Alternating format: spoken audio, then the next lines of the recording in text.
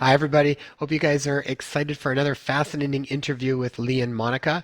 We've had Lee and Monika on the show several times, and we always like to get their insights on just about any topic that we discuss. And we always like to get the insights specifically from Kryon and what he's passed down. Kryon is channeled through Lee and has been for several decades, and I think shares a ton of wisdom. So I always like to hear what he has to say on any of our topics, including this one today on life, death, and beyond, and his perspectives on that. I think you'll find some really, really interesting pieces in this specific episode. One thing that you are probably going to hear coming up in lots of the different episodes is the importance and the transition of starting to get out of the primary thinking mind, and which we usually go into when we're in a bit more of a stress state and when we are overthinking and we are not usually utilizing the best information to make decisions with. And this has also come up in even our last episode with Joe, that if we are wanting to connect more to the other side or across this veil, we need to be in a different brainwave state as well. We need to get into more of a heart-centered place and out of the head. And so one of the downloads that we've just created as a free download is called Accessing Your Heart's Wisdom. And you can go right to the Inspire Health podcast. And then just on the home page, just scroll down. You'll come across a couple of information here. We're going to be fine-tuning this Nature Care Solutions online course, my recent book that we produced, Nature Care Solutions there. You can check that out all on the website. And then when you get to here, are you struggling to make decisions? Tap into your inner knowing through accessing your heart's wisdom. This is a free PDF as well as a free MP3 meditation that I created specifically to help people get out of their head and into the intuitive heart. This is incredibly powerful. I remember when I first found this information, it was literally about a decade ago when I was going through some really challenging relationship struggles. And I found that this exercise really helped to get me out of my head. When we are accessing information in a stress state from up here, we don't generally make very good decisions. And when we can actually get into the heart center in that intuitive sense where we get very clear sense of knowing of yes or no inside our body, and we start to learn how to pay attention to it, I find like everything that you do starts to change. You start to be much more clear with the decisions that you are making. So just come over here, click the information, and then we will send you a free copy of your meditation and the PDF. All right, everybody, enjoy this episode. We had super fun time chatting with Lee and Monika again, and I hope you guys are enjoying the series. We'll talk to you soon. Bye-bye. Hi, everybody. Welcome back to the Inspire Health podcast. And we got a group, we got another special couple here with us today. And we brought back Lee Carroll and Monika Moranyi. So, gosh, I think this is the fourth series that you guys have been a part of. So I've actually pulled them out. So we've got episode 78 where they've joined us for science, mysticism, and beyond. Episode 101 where they came on for the trauma series. And then we did episode 122 where we talked about energy, frequency, vibration, magnetics, the next era of healthcare. And now I think this is going to be episode 185 where we are going to explore the concepts of life, death, and beyond. And for those of you that aren't familiar, we'll put all of the information, the show links, and you can check everything out. Check out those past series. But Lee's been named one of the 100 most spiritually influential living people for 4 consecutive years by Watkins Mind, Body, Spirit magazine. He's written, I think 14 or more Kryon books. I think you were one of the co-authors that really brought the concept of indigo children into the know, and several books on that. Monika has been the primary researcher and archivist of all the Kryon material. She's written 3 amazing books herself too. I think we've got them somewhere in our stack here of Kryon books that we've been exploring over the past several years. All really phenomenal, amazing information. And together they have been just such a beautiful way of sharing the messages from Kryon in such a amazing service. I mean, they do the Healing Wednesdays that we were a part of a little while back, and what a phenomenal show. I mean, for anybody that is looking for support and a broader understanding of our greater reality, I think that is a phenomenal show to go and check out. So we'll put links for that too. The Healing Wednesday. The Healing Wednesdays, yeah. So much fun to be a part of that. So guys, welcome back to the show again and on this new series. We're great. We're great. We're always a delight to be on your program. We're greatly enamored to be with you. We love this. And the subject is one of our favorites. You've pegged it for us today because we're going to be excited to talk about it. Absolutely. And if you thought we were kind of woo-woo before, wait till I get started and share some information with you today. Yeah. Awesome. You know what? We're actually Full woo-woo, so. well, you know what it is? It's like we want to have more of these sort of conversations to really expand our limited box, limited way of understanding our reality. We want to create a new normal, and we want to keep diving deeper and deeper into these conversations to really broaden our horizons and tap into our greater reality. Because ultimately, when we are able to know it, allow it, and then know it tangibly within our everyday experience, we're ultimately able to tap into superpowers that are innately ours to be able to access and utilize on a daily basis. Well, we're excited. And Lee, do you want to go first? What I want to do is introduce something, a concept, if it's okay, and turn it to you. Okay. And say, so I'm going to say to the group right now, what if I told you that the whole idea of death, as we are presenting it today, is a modern concept? In other words, it was never that way to those in the beginning. You want to take it from there? Absolutely. So my country of birth is Australia, and the Indigenous, the Aboriginals who were living and still live on that continent have been present for 50,000 years or so. I mean, just getting your head around that number when we look at all the environmental problems and challenges we have in what we consider to be a pretty short history of how long we've been on the planet, and that they've been sustainably living in the moment for 50,000 years. You have to look at, well, what is it that they understood where they could be in such harmony and sustainability with the planet? And we learn that they have a creation story that lines up with what Kryon, who Lee Carroll channels. If you don't know what channeling is, it's divine inspiration coming through you and sharing information that you could not know with your human mind. That's what channeling is. So the information from Kryon and the Indigenous of Australia is that we came from the Pleiades. It's a cluster of stars in the skies, and those ancestral beings came to Earth to give us divinity. And we then became pieces and parts of the Creator, separate to all the other evolution on life on the planet. So that's the very premise where we begin this conversation. A while ago, Lee and I watched a beautiful kind of documentary made by Australia. It was called The 10 Canoes. And it was a beautiful story of those in the top end of Australia, the cast, and they were speaking their own native language, and you had subtitles on there. And it was a beautiful journey of the tribes that were up there, and it would go back and forth in time between the ancestors and modern day and telling stories. And the point that really struck out to us was that they began the story in the beginning in a water hole came a tadpole, and from this tadpole was born the life.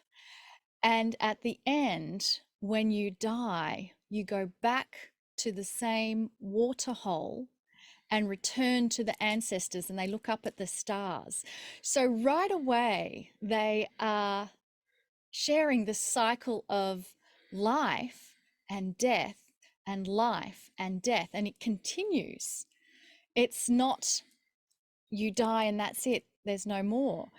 And why I get so excited about hearing that from a culture, the oldest living culture on the planet that's been around 50,000 plus years, is that Kryon has begun delivering a new kind of teaching, and it's giving us the stories of those same Pleiadian star mothers that not just came to Earth to give us divinity, but they remained for thousands of years as teachers to deliver core truths of what they themselves learned and realized on their planet, because our story is actually a galactic story where one planet after another planet has the opportunity to discover the creator within. And when they reach ascension status, they get the opportunity to begin another test of consciousness, if you will, on another planet. And so these Pleiadian star mothers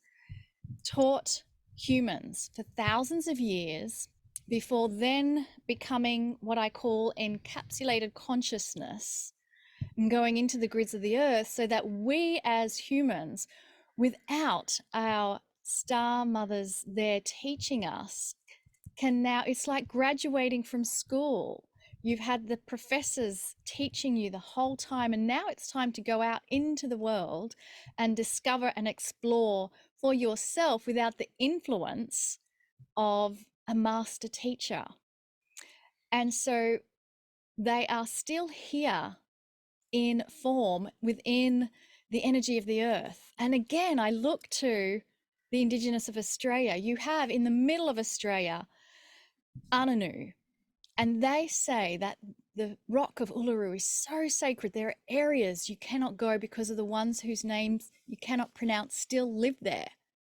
And to me, that's a direct acknowledgement that their original ancestors that created them are still here on the planet, but they're in a different form, encapsulated consciousness into the earth.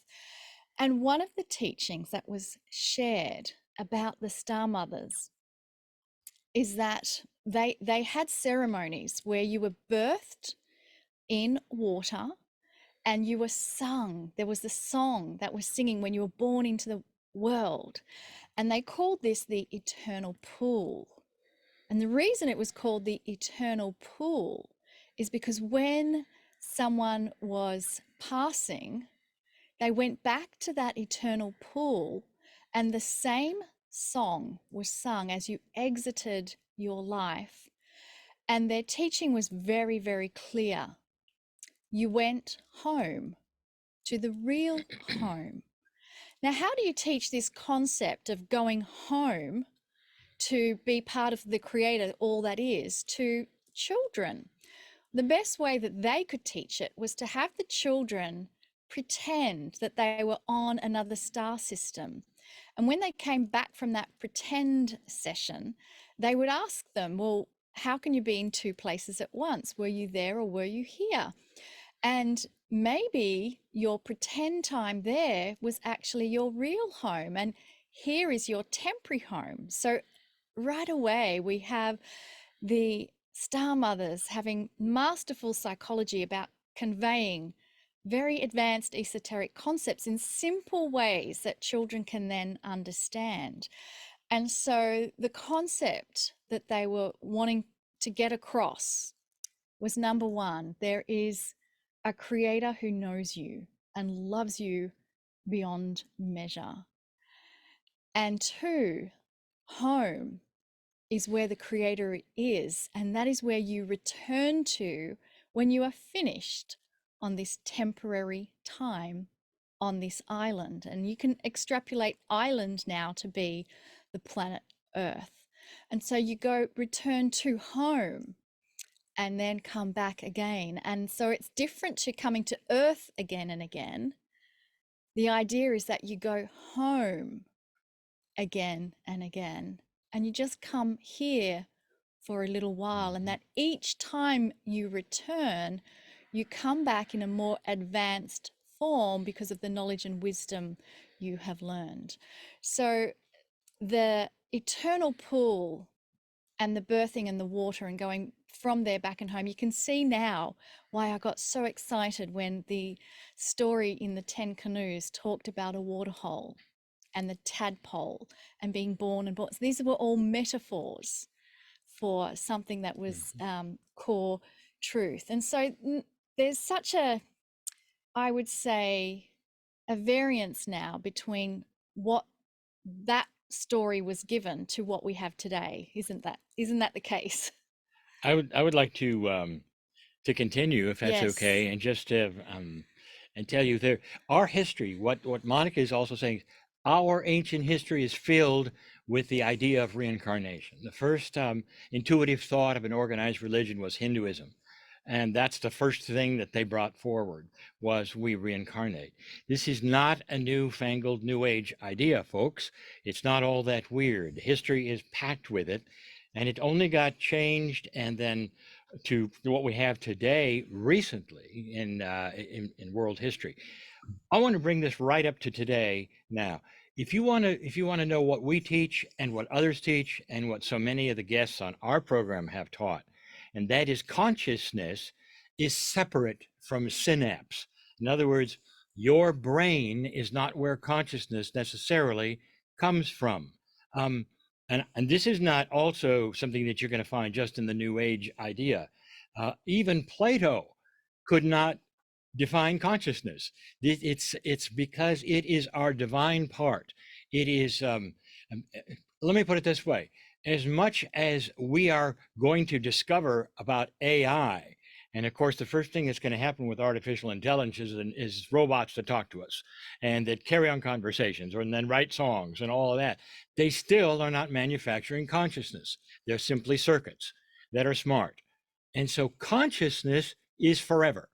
And that's what they're beginning to see. And that is, there is no death. I don't like even the word die. There is a shift of energy. Consciousness remains and goes somewhere else. And so the only thing that dies is the actual physicology, if you want to call it that, the physicalness, the chemistry, that is then worn out and it stops. But consciousness continues. One of the things that is so much fun these days with the internet and all that is starting to surface, if you would go and take a look on YouTube to Zach Bush, end of life, just type that in, YouTube, Zach Bush, end of life. Now, here is a doctor who is saying that every time that this, I'm making it very, very simple, that so many times when there's an NDE, near death experience, now this is when someone literally dies on the operating table and is clinically dead. The heart stops, you see the brain shutting down, all the other things that you would expect.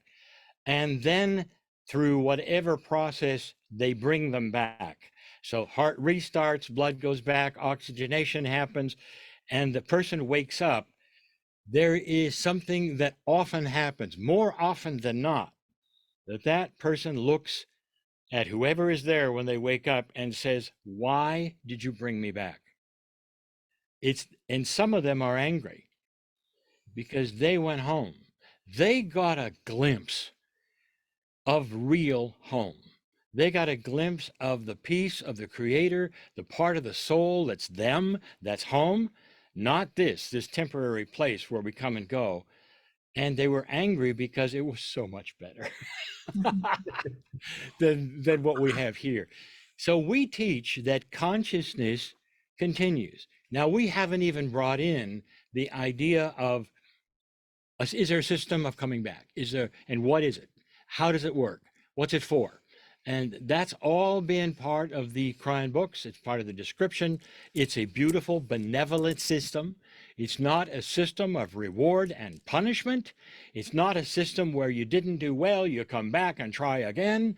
That's all human ideas. Can you see how we humanize God? We take all of our values of good and bad and right and wrong and judgment and reward, and we pasted it on the creator of the universe. And we make that creator a father. In fact, not a very good father, a father who loves you so much that if you don't do well, you'll be tortured forever and your kids. I mean, that's just doctrine, folks. And that's modern. That isn't the way it used to be. So we are always trying to reinforce the idea of a love system. If you as a parent, what would you do with your kids? If you were in control of this, would you have children if they didn't do well, torture them forever when they left? I mean, no. And so we're expecting that the creator of love would do less. I mean, it's just crazy. where we've gone with this, and we believe in a very, very beautiful benevolent system. Now, I'm going to stop here and let you ask the questions that I know you want to ask, because there's so much more. Wow, there's so much to unpack there. When Monika, you spoke of Uluru, it was primarily actually in 2020 when I first learned of Uluru and all the stories and the important message and important role that was played by the Indigenous, specifically on the date of December, I think 21st, 2020 was when all eyes were on Uluru. I'm wondering if you can speak a little bit, if you can touch on that, what was the importance of that date specifically in that part of the world? And when you spoke of the Indigenous, we've also spoken to the Mohawk community, the Hopi community, and they've also reiterated exactly what you're saying as well with regards to creation story. The creation story, the Pleiadians and the Seven Sisters. I mean, these are all part of the stories that the Indigenous children grew up hearing. So I'm wondering if you can speak briefly on that date and what was going on at that time. So I was not privy to that particular date, time, and place of December 21, 2020 at Uluru. But what I do know and what I can share is that when we held a event at Uluru in 2015, and we had some members of the Ananu there with us, Kryon gave a channel that talked about those, and he called them pure lineage, Ananu with Ananu, without anyone else kind of mixing in.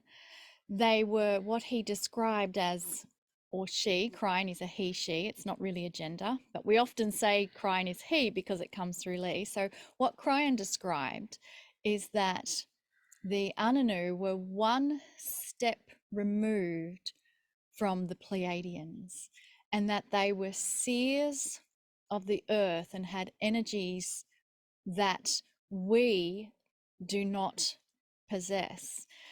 And I found that phrase, first of all, so interesting, because growing up in Australia, I would hear of stories where people would talk about when someone had died on country, and it could be thousands of kilometers away. Somehow the rest of the tribes knew, and they would just go and do ceremony.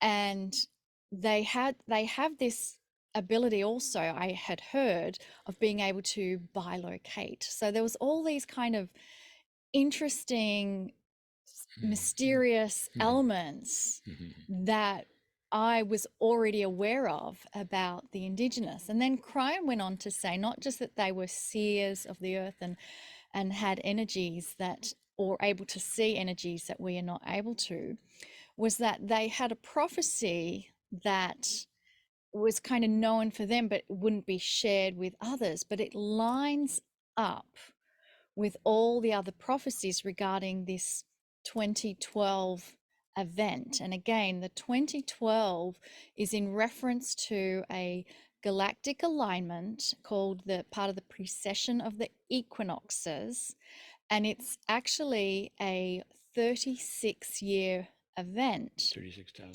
And so the wobble of the earth is about 26,000 years, but this precession, as you precess through it, is a 36-year window. So 2012 is the midpoint, and 2030 is the end point of that experience. And this is where we have the most potent ability for change. And so 2020 is now 10 years out from when we get to the end of this amazing opportunity for great shift of consciousness to occur on the planet. And so I feel, just from your asking the question, that we are now moving into an era of ascension that is part of the Anunu's prophecy and understanding of the ages that we are in. And that's what gets me excited. So I hope, Tia, that answers your question. That's beautiful. And I think of, when Lee, you were speaking of the fact that you don't even like the word death, but you prefer a shift in consciousness. And Monika, as you're describing that, moving from even 2012 to 2030, this shift in consciousness that we're all experiencing on a global level, then it makes so much sense that there would be so much seeming chaos that we see all around us, with changes and shifts and upheavals and reevaluations and even like very specific, there's breakdowns. Agenda 2030, like this is where we want to be by a certain period of time. When you kind of understand the background of why some of these dates are even important, right? And different directions that we can kind of go, right? I think this is where there's an important time period we're in right at the moment. And to me, this is why it's so important. When you talked earlier about, encapsulated consciousness and consciousness that was embedded in the grids of the earth, to me, this is something we've talked about lots. It's like being able to really connect back to that type of consciousness is going to set things in motion, in my feeling, in a way that's going to be the most beneficial for humanity, is if we can really connect into that consciousness that's embedded in the grid lines of the planet. Because otherwise I feel like we can get sort of sidetracked from what's really in the highest good for us. I mean, what are your thoughts around that, and how do we connect into that consciousness again more wholly? I love that question. I think the first thing you want to do is understand it. So can I just tell you, you mentioned it, this seeming chaos. That's what you said. And if you want to go back to what Kryon predicted, and this was in before 2012, he said there'd come a time when the shift started, and it did, when consciousness would start to move, and we started to see that. And when you shine light, and we may have even said this on one of your previous programs, when you start to shine light, bright light, into an area that has not had light before, you see the dirt. And we're starting to see ugly stuff. But Kryon also said there would be those who are so invested in the darkness of history, and that is the old consciousness, that they're going to bring it forward and try to stop the light. And so what you're going to see is groups, organizations, governments, and he listed them. He said that be aware that when you get to this place, when you start shining light, you're going to have opposition. And you're going to see those who will raise up and obviously are invested in keeping it the same. Don't change it. Don't shine light on it. Don't have any integrity. Don't have any honesty. Don't have anything. And it's going to be big time. And when the war broke out, I went, oh my, this is exactly what this looks like, 1940s. And that's, I mean, it just smacks of the whole thing. And we have an entire, a system here trying to pull you backwards, starting a war, rattling the sabers, doing all of those things that out of the blue, the common person didn't expect that. You start reading in history where the government say, yeah, well, we knew it was going to happen or whatever. To most of us, it shocked us. When you see Switzerland no longer neutral, things are up. Something's going on. And it's different, folks. If you really looked at this, did you expect it? Did you expect a war like that would break out? And the results of it, you're seeing everybody trying to help in whatever they can, walking on tiptoes. It's just very upsetting. But look at what it is, and that is the attempt to bring us back to an old energy. Here it is. So if you see it for what it is and what it's worth, there's a lot of ugly stuff going on. And that ugly stuff is not because the world's, going to hell. It's because we shining a light on it and we're starting to see the ugliness. So understanding, I would say, of what you're looking at, light is winning. And so that is why there's all this fuss and the lack of integrity and all of the Me Too movements and the questioning of authority and their training and all that. It's always been there. And now we're starting to work the puzzle in a way that it's going to stay solved, not that it's going to return like it always did to the way it was. We want it to change. That is, and that gets so much solace from looking at what it is instead of watching the news and thinking this is just awful. This is, where is this world going? It's going to the light, and you're seeing the darkness react. The news reports darkness. I want everybody to understand that. That's what the news is for. It's not going to give you the good stuff. I was at the grocery store the other day looking at the covers of the tabloids, which you can't help but see. And where has there been an article about the marriages in Hollywood that have stayed together that are beautiful? And there are some of them that are just amazing, that the couples have been together for so long and they love each other and there's never been one thing it hit a tabloid. No, they all go for the ones that are in trouble and they make up stuff if they don't have stuff. This is just the way news works. So if you're watching the news, just be aware you're only watching the bad stuff. So there is a way you can get the good stuff too, and that is by going to the internet, select your provider and read it, because then it won't be a movie that plays out with music and intent and what comes first and last, because it's designed to entertain, frighten, scare, so you'll buy products. So that's not the way you get your news. So I want to this is the first step to having some peace and solace about what's happening. And the next thing, of course, is what we're involved in and what we teach, and that is to start discovering the divinity that is in you. Start to find out, is there a peaceful side of you? How do you develop it? Because Kryon talks about this in many of the books. You start to peel the onion of that which is not you, which has been the programmed you. What did your parents tell you? What did your church tell you? What did your government tell you? All of these things. And is that your truth, or is it what you call consensus reality? And that is just what everybody thinks you're going to think, or what you've been told, that's what you are. That's not you. What's you is inside. And you peel that onion and you find out there is a bigger you in there. And if you can start to question these things, you start to realize there's a beautiful, sacred, peaceful you. We can get through this a lot better than anybody, is feeding us all this information to why we'd be afraid. Oh, it's a tough deal. And I love that you asked about encapsulated consciousness. It's still here in the planet. How do we get in touch with it? What a beautiful question. How do we get in touch with our intuition? How do we get in touch with our sixth sense? What does that even sound like? Well, for those who have been able to connect with that realm, if you want to call it that, they often hear it as a soft whisper. It's not a conversation as we are doing now in a linear fashion, one word by one word, using your mind, logic, and intellect to understand what I am saying. Instead, there is this stillness, this quietness that has to take place first in order to hear the whispers of a third language that is always present.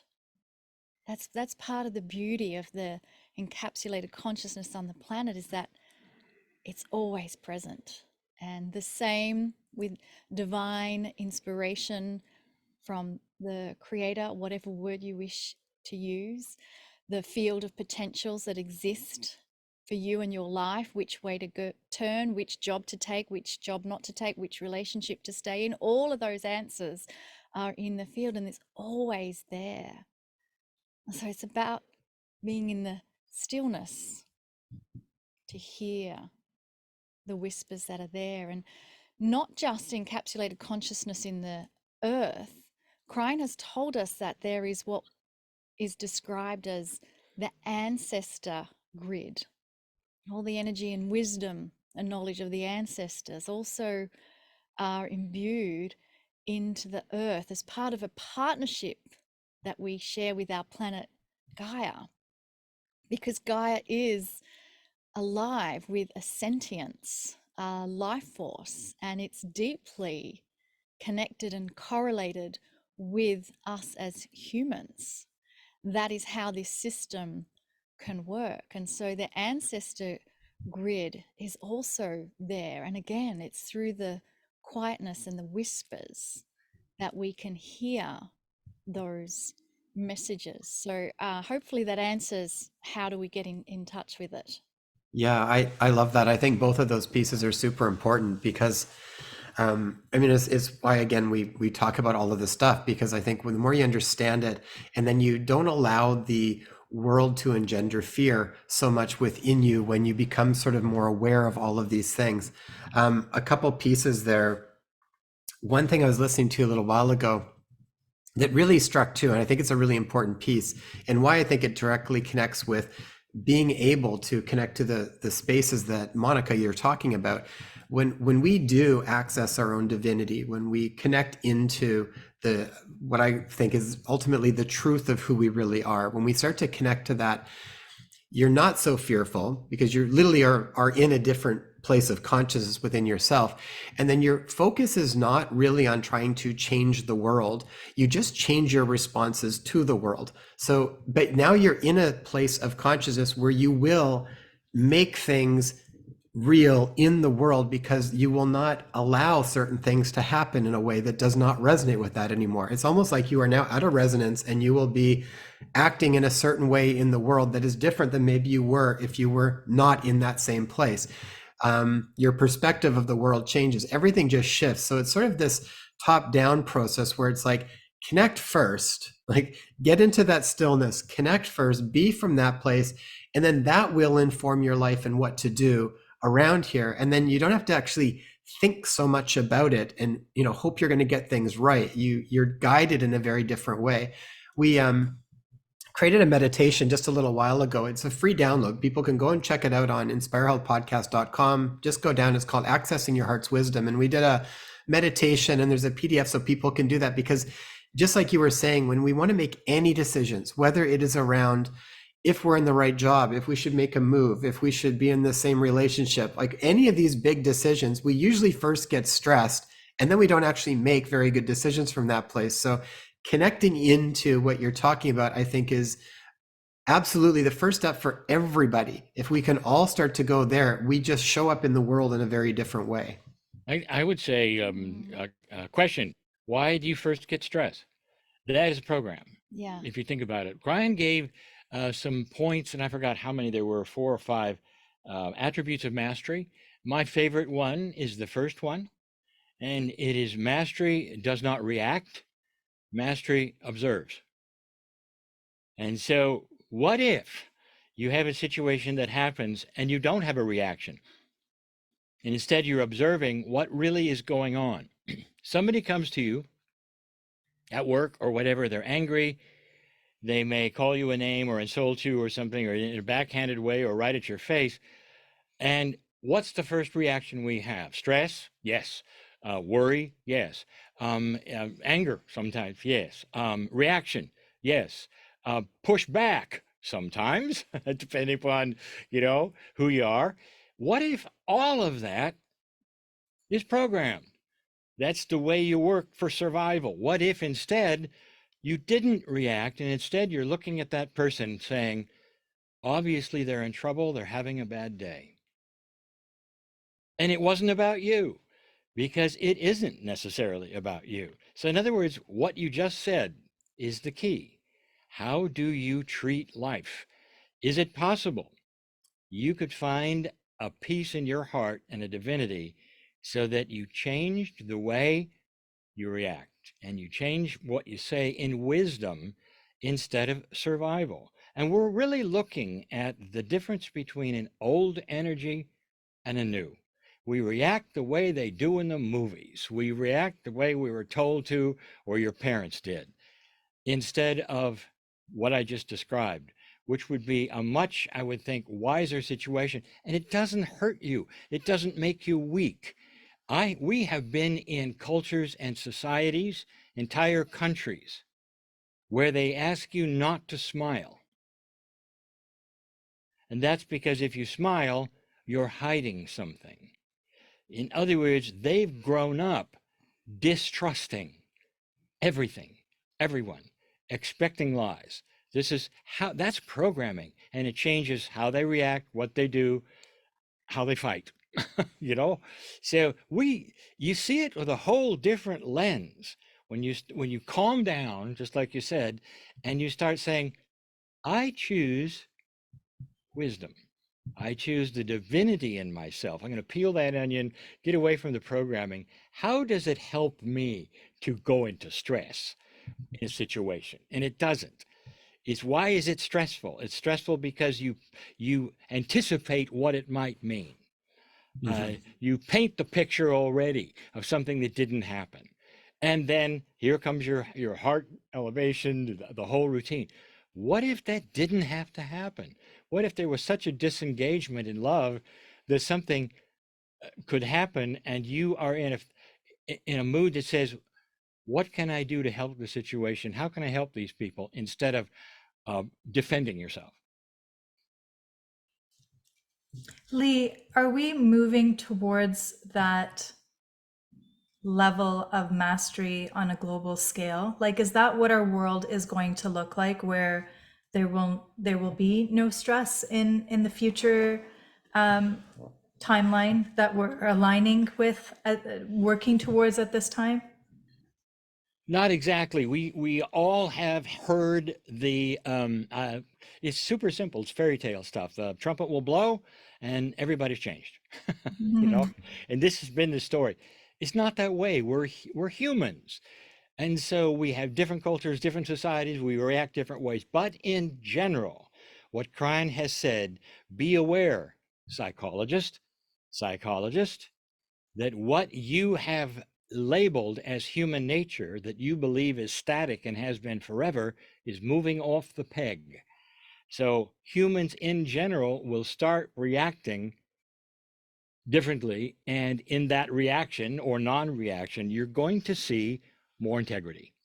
You're going to see a kindness reaction from many groups of people that you never saw before. You're going to see compassionate action as a staple of what humans want to do for others. You're going to see humans trying to help others in very positive and ways of integrity that you didn't see before. Now, already we are starting to question the things that have been around and operating a certain way for hundreds and hundreds of years. Is anybody really looking at this? I mean, how long has the Catholic Church been abusing kids? And the answer is, as long as there's been a church. This is an indictment of them. It's an indictment of the system and well, they're trying to change it. And this is new. We had to have a new pope, which, by the way, was also something that was not foretold. I mean, when did we have two popes together? This is very different. Suddenly, you have these things that are starting to change for reasons that you say, well, why now? I mean, how long has this been happening? The Me Too movement, how long has this been happening? That women were always forced to be a certain way and be substandard and in society, in culture, in pay, and guys could abuse them and get away with it. And the answer is forever. That's the answer. And now it isn't. So what's the difference there?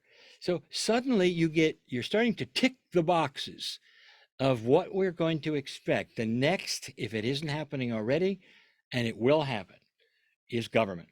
When we start getting some new young blood in there that is starts to show you a different way of campaigning, a different way where they don't slaughter each other, and there's kindness, and people are attracted to that. And they'll say, well, I don't know what candidate is best, but this person, I liked him because he didn't make the other one wrong. He didn't slaughter them, and he didn't find out they smoked marijuana when they were 4 or some, other crazy stuff that we're going through. And they say, this person is a kinder person. I'm going to vote for them. So, in other words, it starts to shift, your human nature starts to shift. And to answer your question, that's going to change humanity. Are Mhm. we all going to be enlightened? No. There's going to be a lot of, for generations, this happens slowly. How many generations is it going to take for bias to not be taught? Mm. And that's the next biggie.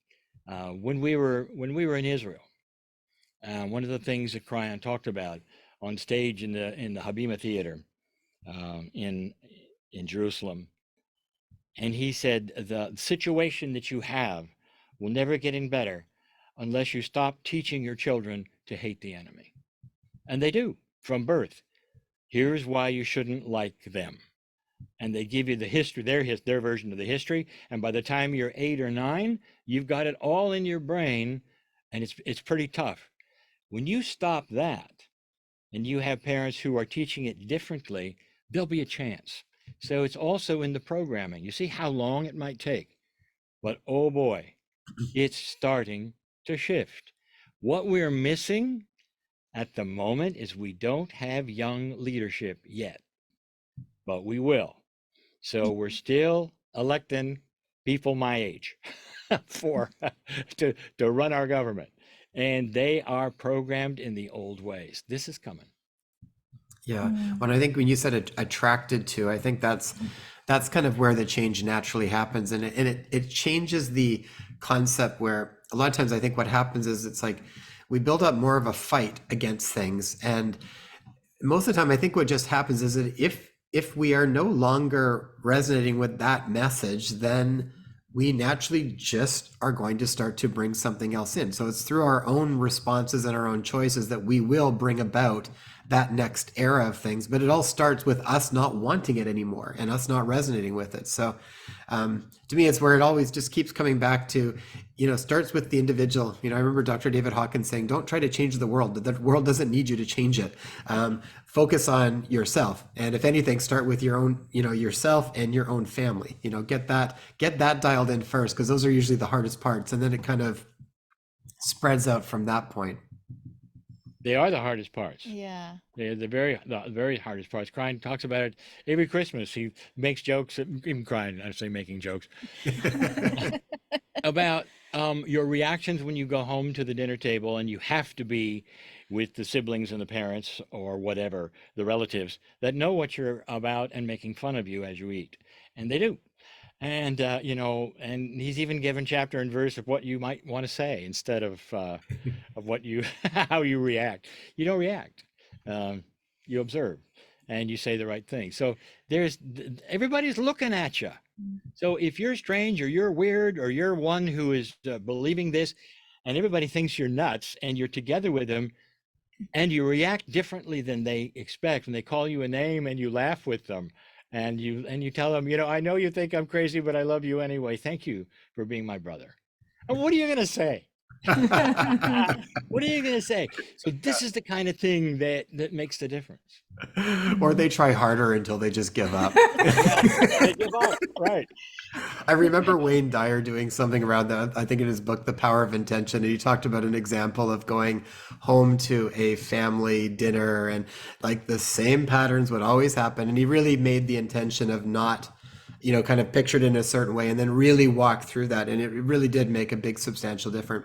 I remember when we wrote the book, Letters That Move the World, Intentional Acts of Gratitude. And I was really in that concept of gratitude and appreciation. I remember going back home one holiday, and our family didn't have lots of strong dynamics around stuff, but there was certain dynamics that were going on. And I remember it literally felt like it just kind of changed the whole field. Everything just starts to shift around, and you open up new possibilities to experience something that you haven't had that chance prior.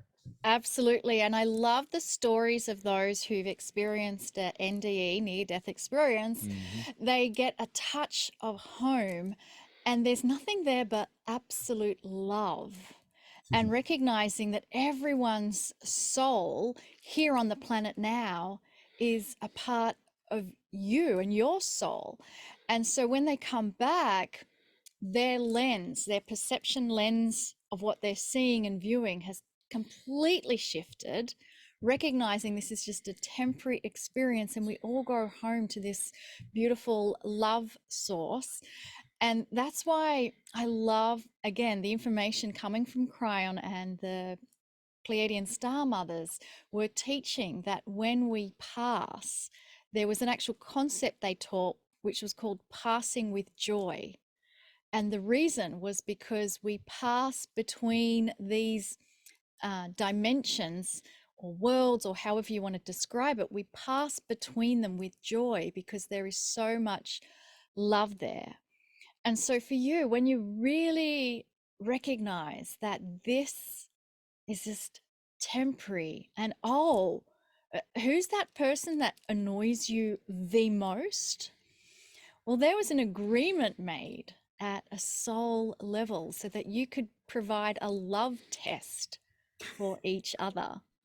And when you start realizing that those who are here annoying you the most are probably part of a lesson for you to learn and being in the love test. And once you get through that, you've passed the love test. And as Lee said, when you kind of reframe and, oh, I know we drive each other crazy, but I just love you so much for what you're helping me in my journey to learn, it's more than likely going to disarm the other person. And again, so much love on the other side when you recognize that you're eternal. I mean, you really are eternal. There's no beginning, no end. We can't get our head around, and even though I've been teaching this, I still can't get my head around that. And then there's another question that comes in, and I'm glad that it was addressed in one of the Kryon channels. Well, you know, Kryon, if we have so much love on the other side, why do we fear death? Because many of us, even when we know there is, you know, beautiful, all love, encompassing love, when we die, we still fear death. And the response from Kryon in channel was that having the fear of death, it's a program and it's done for survival so that you don't all check out. And don't you just love that answer? Yeah. Yeah. Or everybody would be heading over to the other side. Yes, exactly. We'd be up. To then come around to do it again. Yes, exactly. Yeah. Beautiful. Do you have any final questions, hon? I'd be curious to know, because it's still fairly early on in 2023, what has Kryon said recently of our journey in 2023 and what we have in store and what we're working through? Oh, good question. What was the word he used? Recovery. It's Recovery a is an year odd. of recovery. Yeah, he normally names the year, although objects in channel. He even says it's that energy doesn't follow a calendar like you folks do, and so there's no turning a corner in January 1. But he has labeled sometimes the energy of a group of years or a year. This one is called the year of recovery. Now, I didn't know why, and having to try to explain that to an audience while Kryon gave it, because it's like we do affirmations where we state affirmations before things have actually happened within our bodies or that we're talking about. I think that's good news. I think we're starting to recover from an older energy. To me, that's very encouraging for this year. He also said there are things you don't expect that might happen that are good, and that's nice as well. So it's unlike the last 2 years where it was revelation, Yeah. where things were being revealed. I didn't like that because the revelations obviously were ugly. And now the idea of recovery is more encouraging. It's almost like we've been in a kind of trauma. And then, you know, what happens after trauma? Well, then there's a period of recovery. You don't just go straight from trauma to bouncing up and, you know, continuing on life as it were. Often what happens is there's a deep period of recovery. And in that recovery is working out the new normal, because it's often and this is where Kryon says we don't go back to what was. We are in the process of dreaming a new world into reality.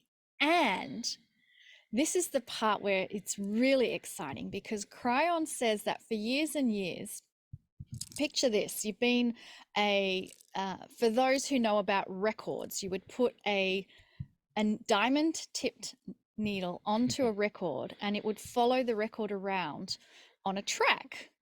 And Kryon says that for years and years and years, we have been operating on this one track of a cycle in fractal time, just keeps repeating itself again and again and again. So now all of a sudden, visualize this diamond tipped needle being lifted up, moved up. On top of that record is another record on top at a higher level. It's now on a completely new track, which means that our future coming forward is a blank canvas where no history will repeat itself. And so that is why, and that's part of this 2012 shift, that even you mentioned December 21, 2020, something happened. We're on a new track. That's what's happened, is that we're creating a new world and a new reality as we move forward. Yeah. I really love that. I also love that we had to preface what a record was. But I remember those. Yeah, You're getting in a lot of trouble if you scratch the record. Yeah. But we're pioneers. I mean, it really feels like that. In a lot of ways, it feels like we're pioneers, and there's a freedom inherent in that to really create what we want. And I think that's, even I think after this, that's the series we're going to do, is around this concept of New Earth, and how do we kind of really dream that in together and look at a lot of the big areas that we want to focus on. But I think it's really beautiful. I think it's exciting. I know that Greg Braden lastly spoke recently of, so Greg Braden is a geologist. You guys, of course, know him as well. And he spoke recently of scientists have confirmed that in the core of the Earth, there's inner Earth is actually the rotation of inner Earth, which was previously rotating in one direction, has actually slowed and ceased. And this creates all sorts of changes and repercussions for all of us inhabiting this planet. But I think it's really interesting that what Kryon has been speaking of for decades, we are living, we are living in this time right now where there are major changes happening, not just in how we live our lives and the systems that we have in place, but the earth is changing itself as well. Well, and those geological changes that are going on in the planet literally change everything else in our way of living in a lot of different ways, can be transitioned. So again, kind of ties into this switching into a new record. It's like we don't actually have a specific template for that. Well, Correct. you might now, just in passing closing, just to remember, Kryon is the magnetic master. Book number 1. We have a magnetic field on this planet. You wouldn't survive without it, and it postures consciousness. And this is what Kryon said. It has not been proven until it was later. And that was with HeartMath proved it, and Princeton University proved it. We have something going on with the magnetics of the planet and the magnetic field that is allied with our consciousness. They are together. All right, now, why do I'm telling that? Because magnetic field is created from exactly the same thing that Greg Braden was talking about. It's the dynamo, is how the molten planet inside moves and the outside moves. It gives you the magnetics. It's a magnetic dynamo. So of course it changed. And this is what Kryon's whole premise was back in 1989. The magnetic grid is changing, and that's going to affect how we think.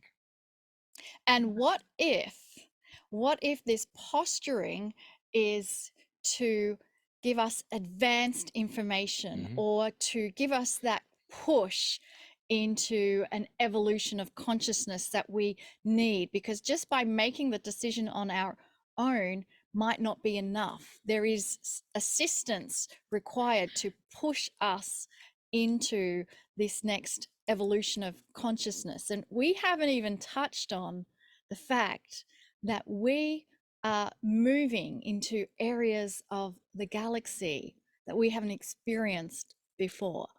And it's been observed, and those who have observed it say that this area that we're traveling in space with the radiation that is coming is to not be alarmed, because they believe that this energy that we are receiving is to push us into a higher consciousness than we've ever experienced before. So yes, there are many things happening, and as I mentioned before, there is a partnership that we share in a deeply profound way with the planet, and I would say with the galaxy itself.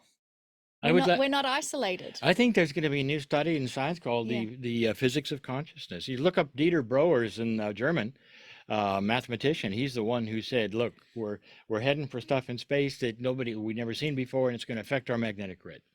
And he says it's about time, because we'll be able to think better when it does. And it's the only scientist I've ever said who I read was Kryon 101. Yeah. It's just exactly what Kryon said all those years ago, that there is an alliance between the magnetic grid and the consciousness, which is now considered, consciousness, by the way, is now considered as a player in the physics. It's considered as energy, measurable. That's why I expect that's going to take off as well. And so really, I guess, to sum up what we're all saying here is that there is so much help available for you if you choose to access it. Yep. What is the most important thing somebody can start doing today in order to be of greater contribution to this great shift that we are all collectively moving through? I would say the most important thing is to know that you are eternal, that you have a piece of the Creator within you, and to strengthen that relationship to your God self, and that all answers will emanate from there. You're bigger than anybody has ever told you, period. And there's more there than anybody has ever revealed. So you have the tools at this point to realize it and see it and drop into your heart and be peaceful about all of it. Beautiful, guys. So buckle up, connect to stillness, and then bring that into the world. So guys, thank you so much for being back on the show. Where can people learn more about the work you guys are doing and check in with Healing Wednesdays and all of that stuff? A great place to start is go to cryonmasters.com. And from there, it's kind of your launching pad to all the different programs that Lee and I are offering. If you're interested in delving into Lee's work, kryon.com, and there's loads of free audios that you can listen to, thousands of hours of channeling. So, and also we offer Healing Wednesdays once a month for free. You can find it on my YouTube channel, and it's there for everybody. And because so many people have tried to emulate me, even with my picture on YouTube, and just because it's the way of things. Deep fake, it's a real thing. It's a real thing. You can find me easily at kryon.com/YouTube. And that will take you right to my YouTube channel. And you can see Healing Wednesdays once a month for free. It's the first Wednesday of the month that is offered for free. And I highly recommend our viewers check it out, because we were a part of that just last month. And it was phenomenal. It's a showstopper. It's a place of connection and community and support and just feel good nourishment when you're there partaking in the show. So thank you for all that you two are doing and that you're sharing at this time.